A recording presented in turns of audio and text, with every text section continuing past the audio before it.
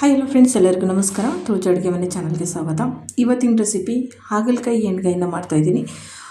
ಪಕ್ಕಾ ಇದು ಹಳ್ಳಿ ಶೈಲಿಯ ನಾಟಿ ಹಾಗಲಕಾಯಿ ಪಲ್ಯನ ಮಾಡ್ತಾಯಿದ್ದೀನಿ. ತುಂಬಾ ಆರೋಗ್ಯಕರವಾದ ರೆಸಿಪಿ ಇದು. ಪೂರ್ತಿಯಾಗಿ ವಿಡಿಯೋ ನೋಡಿ. ಈ ರೀತಿ ಮಾಡ್ಕೊಂಡು ತಿನ್ನೋದ್ರಿಂದ ಆರೋಗ್ಯಕ್ಕೆ ತುಂಬಾ ಒಳ್ಳೆಯದು. ಹಾಗಲಕಾಯಿ ಯಾರು ತಿನ್ನಲ್ಲ ಅಂತಾರ ನೋಡಿ, ಅವ್ರು ಕೂಡ ಈ ಪಲ್ಯನ ತಿಂತಾರೆ. ಕೈ ಅಂತೂ ಒಂದು ಚೂರು ಕೈ ಆಗಲ್ಲ, ಅಷ್ಟು ಚೆನ್ನಾಗಾಗುತ್ತೆ. ನೀವು ತಿಂದರೆ ಸೌತೆಕಾಯಿ ಪಲ್ಯ ತಿಂತಿದ್ರೇನೋ ಅನಿಸುತ್ತೆ, ಅಷ್ಟು ಚೆನ್ನಾಗಿರುತ್ತೆ. ಈಗ ಇದನ್ನು ಯಾವ ರೀತಿ ಮಾಡೋದು ಅಂತ ನೋಡೋಣ. ಹಾಗೆ ಚಾನಲ್ ಇನ್ನೂ ಯಾರೆಲ್ಲ ಸಬ್ಸ್ಕ್ರೈಬ್ ಮಾಡ್ಕೊಂಡಿಲ್ಲ ಸಬ್ಸ್ಕ್ರೈಬ್ ಮಾಡ್ಕೊಳ್ಳಿ. ಪಕ್ಕದಲ್ಲಿರೋ ಬೆಲ್ ಐಕನ್ ಒತ್ತಿ ಆಲ್ ಅಂತ ಸೆಲೆಕ್ಟ್ ಮಾಡ್ಕೊಳ್ಳಿ. ನಾವು ಹಾಕೋ ವಿಡಿಯೋದು ನೋಟಿಫಿಕೇಷನ್ ಬರುತ್ತೆ. ಈಗ ನೋಡಿ, ಇದನ್ನು ಈ ರೀತಿ ಕಟ್ ಮಾಡಿ ಇಟ್ಕೊಂಡಿದ್ದೀನಿ. ಉದ್ದದಕ್ಕಾಗಿ ಸೀಳಿ ಇಟ್ಕೊಂಡಿದ್ದೀನಿ. ಅದ್ರ ಒಳಗಡೆ ನೀರಿದೆ. ಇವಾಗ ಉಪ್ಪು ನೀರಲ್ಲಿ ನಾನು ನೆನೆಸಿಟ್ಕೊಂಡಿದ್ದೆ ಕೈಗೆ ಹೋಗಲಿ ಅಂತ. ಈ ರೀತಿ ಮಾಡ್ಕೊಳ್ಳೋದ್ರಿಂದ ಸ್ವಲ್ಪನೂ ಕೈ ಆಗೋದಿಲ್ಲ. ಕಟ್ ಮಾಡಿ ಈ ರೀತಿ ನೀರಲ್ಲಿ ಹಾಕಿಟ್ಟಿದ್ದೆ. ಈ ರೀತಿ ಕಟ್ ಮಾಡಿ ಹಾಕೋದ್ರಿಂದ ಉಪ್ಪು ನೀರು ಒಳಗಡೆ ಹೋಗೋದ್ರಿಂದ ಕೈ ಅನ್ನೋದು ಪೂರ್ತಿಯಾಗಿ ಹೋಗುತ್ತೆ.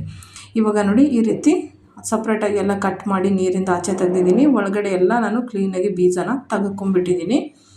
ಈ ರೀತಿನ ಇದನ್ನೆಲ್ಲ ನೀವು ಕಟ್ ಮಾಡಿ ಇಟ್ಕೊಳ್ಳಿ. ನೀರೆಲ್ಲ ಸ್ವಲ್ಪ ಹಿಂಗೋವರೆಗೂ ಹಾಗೆ ಸ್ವಲ್ಪ ತವಲ್ಲಿ ಫ್ರೈ ಮಾಡ್ಕೊಳ್ಳಿ. ಒಂದು ತವ ಇಟ್ಕೊಂಬಿಟ್ಟು ಈ ರೀತಿ ಫ್ರೈ ಮಾಡ್ಕೊಳ್ಳಿ. ಸ್ವಲ್ಪ ನೀರೆಲ್ಲ ಹಿಂಗದ ಮೇಲೆ ಅದಕ್ಕೆ ಎಣ್ಣೆನ ಹಾಕ್ಕೊಂಡು ಫ್ರೈ ಮಾಡ್ಕೋಬೇಕಾಗತ್ತೆ. ಇವಾಗ ನೋಡಿ, ಇದನ್ನು ಸ್ವಲ್ಪ ಈಗ ನೀರೆಲ್ಲ ಹಿಂಗೋಗಿದೆ ಅಲ್ವಾ. ಇವಾಗ ಇಲ್ಲಿ ನಾನು ಎಣ್ಣೆನ ಹಾಕ್ತಾಯಿದ್ದೀನಿ. ಎಣ್ಣೆ ಹಾಕ್ಕೊಂಡು ಹಾಗೆ ಮತ್ತೆ ಸ್ವಲ್ಪ ಫ್ರೈ ಮಾಡ್ಕೋಬೇಕು. ನೀಟಾಗಿ ಸ್ವಲ್ಪ ಫ್ರೈ ತುಂಬ ಫ್ರೈ ಮಾಡ್ಕೊಳ್ಳೋ ಅವಶ್ಯಕತೆ ಇಲ್ಲ. ಸ್ವಲ್ಪ ಫ್ರೈ ಮಾಡ್ಕೊಂಡ್ರೆ ಸಾಕಾಗುತ್ತೆ.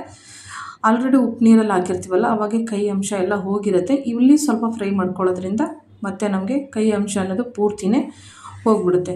ನೋಡಿ, ಇವಾಗ ನೀಟಾಗೆಲ್ಲ ಫ್ರೈ ಆಗಿದೆ ಚೆನ್ನಾಗಿ. ಇದನ್ನು ಒಂದು ಬೌಲಿಗೆ ನಾವು ಇದನ್ನೆಲ್ಲನೂ ತಗೊಂಬಿಡೋಣ. ನೋಡಿ, ಇಷ್ಟು ಫ್ರೈ ಆದರೆ ಸಾಕು. ತುಂಬ ಫ್ರೈ ಮಾಡ್ಕೋಬೇಕು ಅನ್ನೋದೇನಿಲ್ಲ. ಅದೇ ಇದರಲ್ಲಿ ನಾನು ಬೌಲ್ ತೊಗೊಂಡಿದ್ದು. ಒಂದು ಬೌಲಲ್ಲಿ ಇವಾಗ ಒಂದು 4-5 ಸ್ಪೂನಷ್ಟು ನಾನಿಲ್ಲಿ ಶೇಂಗಾ ಪುಡಿನ ತೊಗೊಳಕತ್ತೀನಿ. ಅದ್ರ ಜೊತೆಗೆ ನಾನಿಲ್ಲಿ ಹಾಗೆ ಕೊಬ್ಬರಿ ಪುಡಿನ ಹಾಕ್ತಾಯಿದ್ದೀನಿ. ಕೊಬ್ಬರಿ ಪುಡಿ ಒಂದು 3 ಸ್ಪೂನಷ್ಟು ಹಾಕ್ಕೊಂಡಿದ್ದೀನಿ. ನಿಮ್ಗೆ ಇಷ್ಟ ಇದ್ದರೆ ಹಾಕ್ಕೊಳ್ಳಿ, ಇಲ್ಲ ಅಂದರೆ ಬೇಡ. ಹಾಗೆ ಒಂದು ಅರ್ಧ ಟೊಮೊಟೊನ ಸಣ್ಣಗೆ ಕಟ್ ಮಾಡಿ ಹಾಕ್ಕೊಂಡಿದ್ದೀನಿ. ಒಂದು ಅರ್ಧ ಈರುಳ್ಳಿನ ಈ ರೀತಿ ಸಣ್ಣದಾಗಿ ಕಟ್ ಮಾಡ್ಕೊಂಡಿದ್ದೀನಿ. ಹಾಗೆ ಇಲ್ಲಿ ಒಂದಿಷ್ಟು ಧನಿಯಾ ಪೌಡ್ರನ್ನ ಹಾಕ್ಕೋತಾ ಇದ್ದೀನಿ, ಒಂದು 1/4 ಟೀ ಸ್ಪೂನಷ್ಟು. ಹಾಗೆ 1/4 ಟೀ ಸ್ಪೂನಷ್ಟು ಇಲ್ಲಿ ನಾನು ಗರಂ ಮಸಾಲಾನ ಹಾಕ್ಕೊಂಡಿದ್ದೀನಿ. ಚಿಟಿಕೆಯಷ್ಟು ಅರಿಶಿನ ಹಾಕ್ಕೋತಾ ಇದ್ದೀನಿ. ಹಾಗೆ ಖಾರನ ಹಾಕ್ಕೋತಾ ಇದ್ದೀನಿ. ಇದು ಅಚ್ಚ ಖಾರದ ಪುಡಿ. ಸ್ವಲ್ಪ ನಾನಿಲ್ಲಿ ಬೆಲ್ಲನ ಹಾಕ್ಕೊಂಡಿದ್ದೀನಿ. ಹಾಗೆ ಇದಕ್ಕೆ ನಾನಿಲ್ಲಿ ಕೊತ್ತಂಬರಿನ ಹಾಕ್ಕೊಂಡು ಹುಣಸೆ ಹುಳಿ ಹಾಕ್ಕೊಂಡು ನೀಟಾಗಿ ಇದನ್ನು ಮಿಕ್ಸ್ ಮಾಡ್ಕೋಬೇಕು. ನಾನಿಲ್ಲಿ ಉಪ್ಪು ಹಾಕೋದನ್ನು ಮರ್ತೋದೆ. ಇದ್ರ ಜೊತೆಗೆ ನೀವು ಉಪ್ಪನ್ನು ಹಾಕ್ಕೊಳ್ಳಿ. ನಾನು ಆಮೇಲೆ ಒಗ್ಗರಣೆಲ್ಲ ಹಾಕ್ಕೊಂಡಿದ್ದೀನಿ. ಇವಾಗಲೇ ಉಪ್ಪು ಹಾಕ್ಕೊಂಡು ಚೆನ್ನಾಗಿ ಇದನ್ನು ಎಲ್ಲ ಬೆರೆಯೋ ಥರ ಮಿಕ್ಸ್ ಮಾಡ್ಕೋಬೇಕು. ಪ್ರತಿಯೊಂದು ಹಾಕಿರೋ ಮಸಾಲ, ಖಾರ, ಉಪ್ಪು ಎಲ್ಲ ಚೆನ್ನಾಗಿ ಬೆರಿಬೇಕು. ಈ ರೀತಿ ನೀಟಾಗಿ ಎಲ್ಲನೂ ಮಿಕ್ಸ್ ಮಾಡ್ಕೊಳ್ಳಿ. ನೋಡಿ, ಇವಾಗ ಚೆನ್ನಾಗಿದೆ, ಎಲ್ಲ ಬೆರೆತಾಗಿದೆ, ಚೆನ್ನಾಗಿ ಮಿಕ್ಸ್ ಆಗಿದೆ. ಹುಣಸೆ ಹುಳಿ ಎಷ್ಟು ಹಾಕಿರ್ತೋ ಅಷ್ಟರಲ್ಲೇ ಕಲಿಸ್ಕೊಳ್ಳಿ. ತುಂಬ ತಿಳು ಮಾಡಿಕೊಂಡ್ರೆ ಚೆನ್ನಾಗಿರಲ್ಲ. ಇದು ನೀಟಾಗಿ ಎಲ್ಲ ಕಲಸಿ ಆಗಿದೆ. ಇವಾಗ ನೋಡಿ, ಹಾಗಲಕಾಯಿ ಏನು ಫ್ರೈ ಮಾಡಿ ಇಟ್ಕೊಂಡಿದ್ವಲ್ಲ, ಇವಾಗ ನಾವು ಇದರಲ್ಲಿ ನೋಡಿ ಈ ರೀತಿ ತುಂಬ್ಕೋಬೇಕು. ಫುಲ್ಲಾಗಿ ತುಂಬ್ಕೊಳ್ಳಿ, ಅರ್ಧ ಮಾಡೋಕ್ಕೆ ಹೋಗ್ಬೇಡಿ. ನೀಟಾಗಿ ಅದನ್ನು ತುಂಬ್ಕೊಂಡ್ರೆ ಚೆನ್ನಾಗಿರುತ್ತೆ.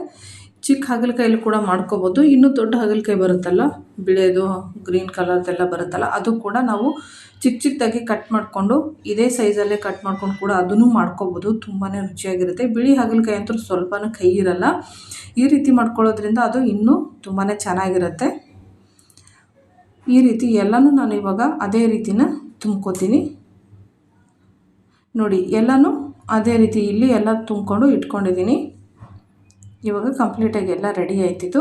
ಈ ಮಸಾಲ ಉಳಿದಿದೆ, ಅದು ಆಮೇಲೆ ಏನು ಮಾಡಬೇಕು ಅಂತ ನಾನು ಹೇಳ್ತೀನಿ. ಅದೇ ತವದಲ್ಲಿ ನಾನು ಎಣ್ಣೆನ ಹಾಕ್ಕೋತಾ ಇದ್ದೀನಿ. ಎಣ್ಣೆ ಹಾಕ್ಕೊಂಡು ಸ್ವಲ್ಪ ಸಾಸಿವೆ ಹಾಕ್ಕೊಂಡು ಅದ್ರ ಜೊತೆಗೆ ಸ್ವಲ್ಪ ಕರಿಬೇವು ಹಾಕ್ಕೊಂಡು ಅರ್ಧ ಈರುಳ್ಳಿ ಕಟ್ ಮಾಡಿ ಇದರಲ್ಲಿ ಹಾಕ್ಕೋತಾ ಇದ್ದೀನಿ ಒಗ್ಗರಣೆಗೆ.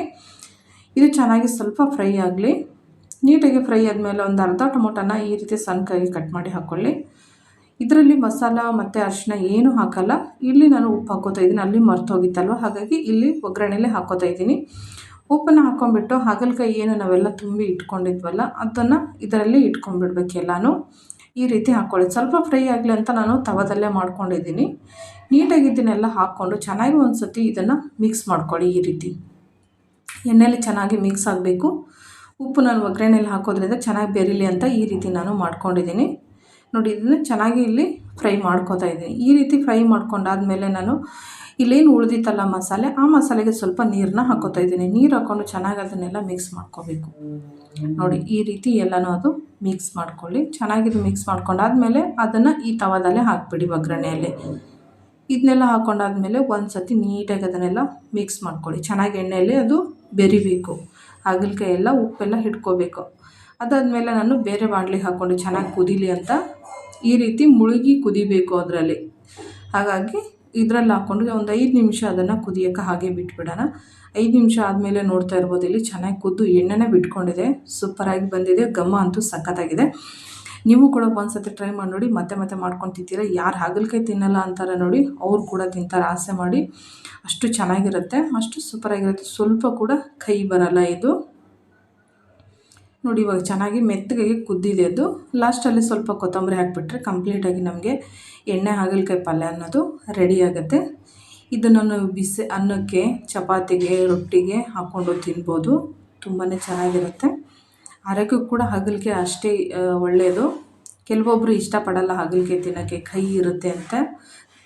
ಕೆಲವರು ಅಂತಲ್ಲ, ತುಂಬ ಜನನೇ ಇಷ್ಟಪಡಲ್ಲ. ಈ ರೀತಿ ಮಾಡೋದ್ರಿಂದ ಅವರು ಕೂಡ ತುಂಬಾ ಇಷ್ಟಪಟ್ಟು ತಿಂತಾರೆ. ಒಂದು ಸತಿ ಈ ರೀತಿ ಟ್ರೈ ಮಾಡಿ ನೋಡಿ ಯಾವ ರೀತಿ ಬಂತು ಅಂತ ನನಗೂ ಕೂಡ ಕಮೆಂಟ್ ಮಾಡಿ ತಿಳಿಸಿ. ನಿಮಗೇನಾದರೂ ಈ ರೆಸಿಪಿ ಇಷ್ಟ ಆಗಿದ್ದರೆ ಲೈಕ್ ಮಾಡಿ, ಶೇರ್ ಮಾಡಿ, ಕಮೆಂಟ್ ಮಾಡಿ. ಹಾಗೆ ಚಾನಲ್ನ ಸಬ್ಸ್ಕ್ರೈಬ್ ಮಾಡ್ಕೊಳ್ಳಿ. ಯಾವಾಗಲೂ ನಿಮ್ಮ ಸಪೋರ್ಟ್ ಇರುತ್ತೆ ಅಂತ ನಾನು ಅಂದ್ಕೊಂಡಿದ್ದೀನಿ. ಸದಾ ಯಾವಾಗಲೂ ನಿಮ್ಮ ಸಪೋರ್ಟ್ ಇರಲಿ. Thank you so much friends. ಎಲ್ಲರಿಗೂ ವಿಡಿಯೋ ನೋಡೋದಕ್ಕಾಗಿ ತುಂಬ ತುಂಬ ಧನ್ಯವಾದಗಳು.